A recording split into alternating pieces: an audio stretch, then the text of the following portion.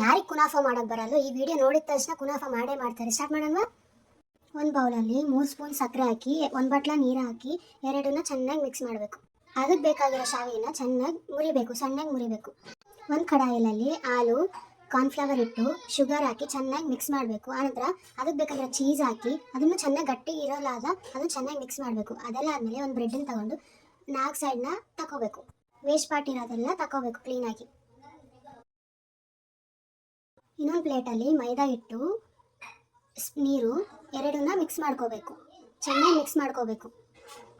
ನಾವು ರೆಡಿ ಮಾಡಿರೋ ಬ್ರೆಡ್ಡನ್ನು ಮೇಲೆ ನಾವು ರೆಡಿ ಮಾಡಿರೋ ಕ್ರೀಮ್ನ ಹಾಕಿ ಮತ್ತು ಮೈದಾ ಹಿಟ್ಟನ್ನು ಮಿಕ್ಸ್ ಮಾಡಿದ್ದು ಅದನ್ನು ಸುತ್ತ ಚೆನ್ನಾಗಿ ಹಚ್ಚಿ ಅದಾದಮೇಲೆ ಅದಕ್ಕೆ ಶಾವಿಗೆ ಹಚ್ಚಬೇಕು.